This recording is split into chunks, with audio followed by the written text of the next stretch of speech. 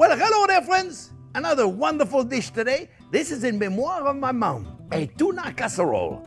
All ingredients in one pot. You're gonna like that. It's really easy to make. It's very fragrant because it's Provençal. It's got basil and garlic and tomatoes and zucchini and squash and all mixed together into this amazing melange. Friends, I know you're gonna like it. Remember, thumbs up if you like the video. Don't forget to subscribe to the channel and don't forget to ring the bell. I'm glad you're here. Stay tuned. We're doing it right now.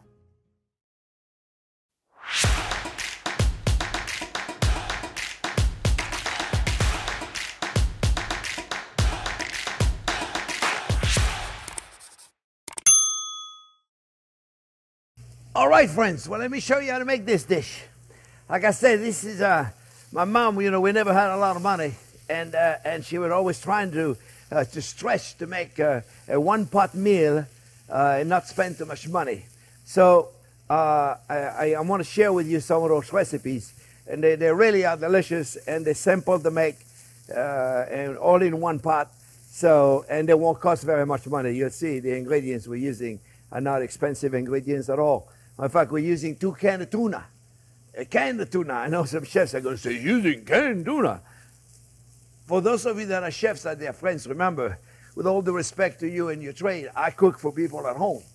And I got to make it easy for them to cook at home. Not everybody at home has got a big budget, you know, foie gras and fancy ingredients and than only restaurateur can get. We're cooking for home, people. So, friends, we got 2.5 cups of onion. It took me a little while to saute and get some color in here, you see? And then right there, I got 2 cups of long grain rice. And I'm gonna saute the rice, kind of like if you're making a risotto. You wanna saute the rice for a little while. And we're gonna do that. And while the rice is being sauteing for a little while, friends, I am going to tell you about the ingredients that I got, okay? It doesn't take that much to cook. It's an easy dish to cook. It just takes mise en place to get the ingredients chopped and diced and ready to go for you, all right? So we got a green red bell peppers, diced not too small and not too big either because we want them to cook.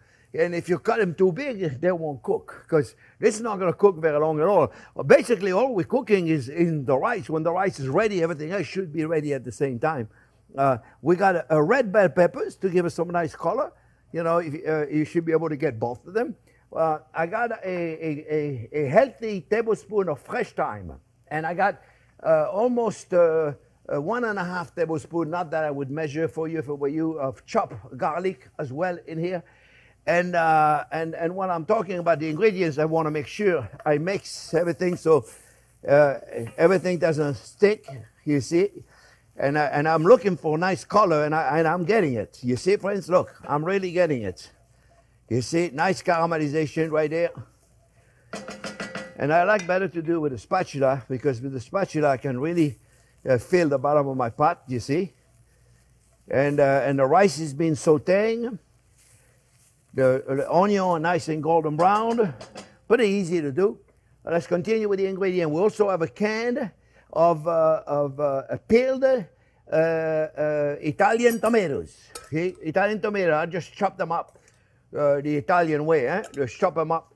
And now I'm going to put the garlic in here, friends, because I want to get the garlic a little fragrant. So I'm putting my garlic in here right there with my fresh thyme. Just get a little fragrant. And as soon as it's fragrant, I'm going to start putting my ingredients in here.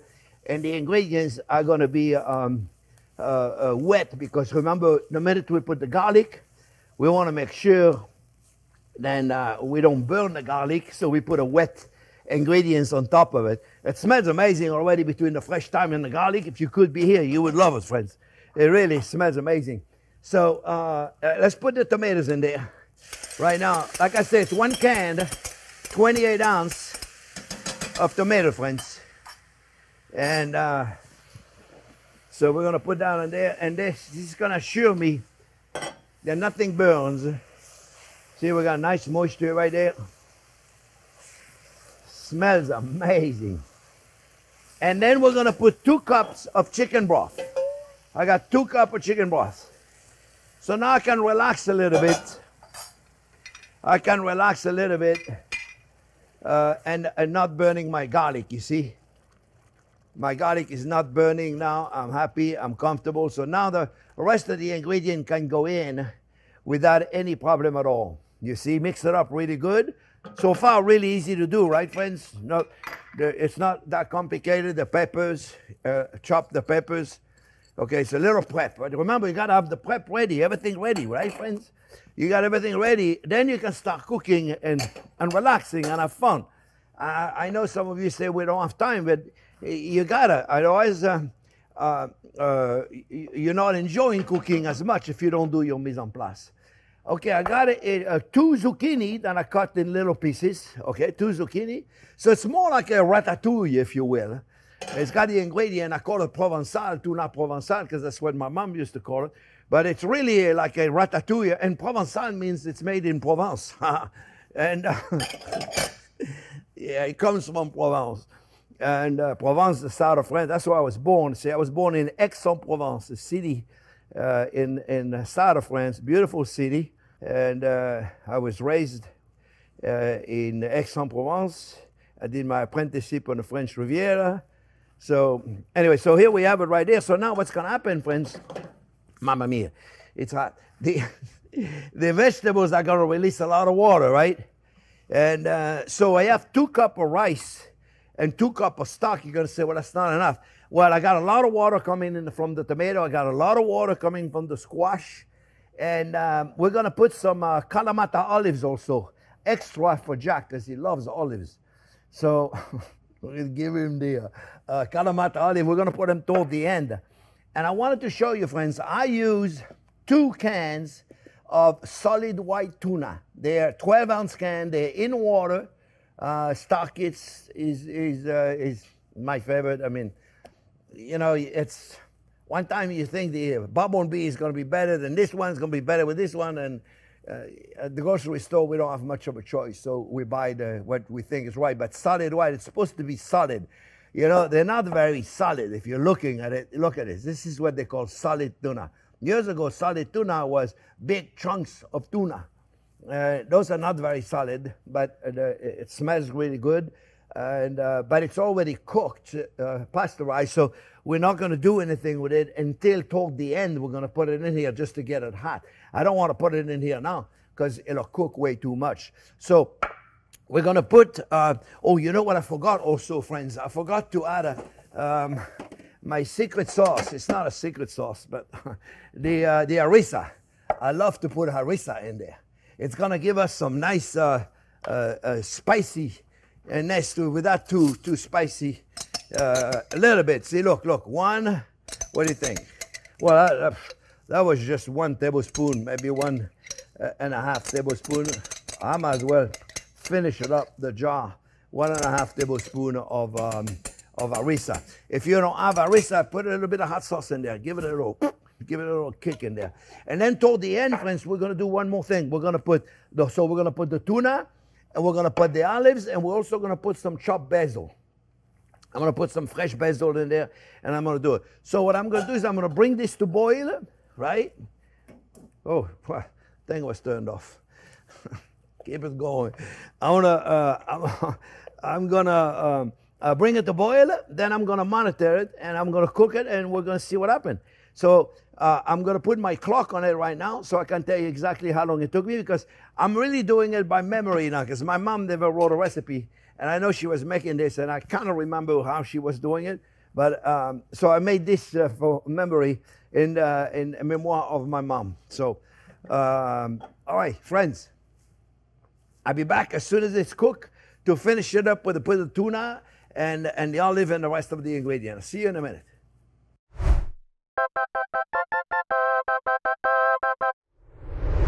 Okay, friends, well, it's been about 35 minutes, and it reminds me of the smell that we used to have at the house when Mom used to make that.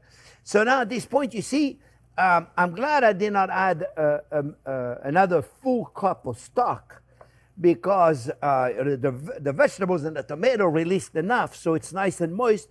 But if you think, you could also add just a little bit more, like maybe a 1/4 cup of stock more, if you like. to have a little more moist. It's really up to you. If you do, then obviously you have a different kind of texture. Now, we're not finished cooking it, so it smells wonderful at this point, really, really nice. So we're going to add olives, Kalamata olives, pitted Kalamata olives. Now, if you don't like olives, obviously you don't put them in, but here we love them, especially Jack's. That's his specialty, olives. So, oh, another thing that I forgot to do while I was on camera is to add salt. But I added plenty because I forgot to add salt, friends. And one more thing that I got to tell you. So it's wet cooking about 35 minutes. And while it's cooking, you do it very low burner. And I forgot to tell you, I put the cover on. Okay? And whether I want to put the cover on is because I don't want to lose all that water then the squash are releasing. And otherwise I would have lost it all, and we really kind of need it, and it's kind of delicious vegetable water, so that's why I put the cover on. But now be careful, friends. Don't let it go more than 10 minutes without mixing. And you know what I like to do? I like to take this big spatula and I go like this in the bottom of my pot. Make sure you do the same, okay, friends? Because otherwise I promise you it's going to stick, especially toward the end. When it's getting thicker, it's going to stick, okay? So, two more things. I already added the salt, so that you have to add to your liking. Now the tuna. Like I said, I didn't get very lucky with the tuna that I bought, stocking. Normally, it's supposed to be solid. That's not very solid, but it is what it is. I got it. Hopefully, your tuna will be a little more solid than this. By the way, you notice I drained the water out of there. Could you use the one in oil? Yeah, you can use the one in oil. So now be very gentle, obviously, friends. Be very gentle with this, obviously, because, you know, I'm going to take the spatula. You know what? Let me cut the basil first, and then I mix, so I don't have to mix it again. The basil, I tell you what I do. I pick the leaves of basil, and then I put them in the fridge, so then I'm ready. It's part of my mise en place, if you will. And what I do is because basil, doesn't last very long, right? You notice, you take it and it's a new culinary term. So what I do is I take a little paper towel, I moisten a little bit, and I take the big leaves of it, and I put them on the outside. Those leaves are like very, very big. And then what I'm going to do, I'm going to cut a little chiffonade on it. So, and the chiffonade is a very thin basil strips, you see, except they probably, because since the leaf was so big, it's probably going to be too long of a strip. So we're going to check. We don't want that. And if it's too long, if the strips are too long, let's put all that in here. If the strips are too long, then we're going to cut them. They're pretty long. So you know what I'll do? I'll run a couple right there, so then our strips are not so long. This is probably a little too much basil, so we're not going to put all. All right, this is enough right there. I'll save that for another recipe later. Okay, so now we can mix it. All right, we'll mix it up. So at the end, friends, we're going to just get the tuna warm. The olives and the basil is going to give the beautiful fragrance because obviously we added the basil at the last minute. So we're going to keep this for going about 5 minutes. And I'll be back in about 5 minutes to test it with you. Okay, friends, well, I wish you could be here. It smells amazing. Between the basil and all those flavors in there together, and the garlic and the more, I feel like I'm in Provence. Now, this is not a fancy dish, friends, and you know we're gonna make decorations out of it. Okay, just this is like this. My mom used to come put the pot in the middle, and here you go. And you know what she used to do? Take a little bit of olive oil, little garlic olive oil or something, or basil olive oil, and put a little bit on it like that, just like this. And let me tell you, friends, this is easy, not a fancy dish, but doesn't have to be fancy to be good, does it? Oh, I like that. I'm going to use that. Doesn't have to be fancy to be good. Oh, wow, hot, still hot. This is delicious.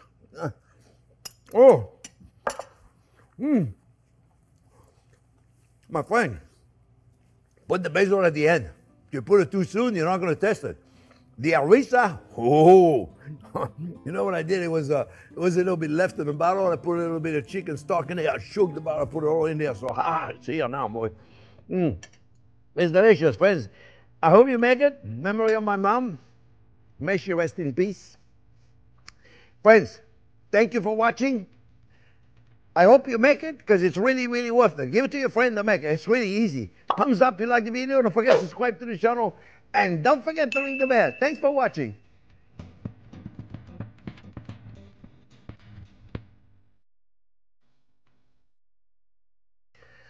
Boy, let me tell you, that really reminds me of my mom. I'm going to have a huge plate and on her honor. This is delicious. Oh, yeah. They're absolutely delicious. Well, you guys can eat all this. It's delicious. Oh.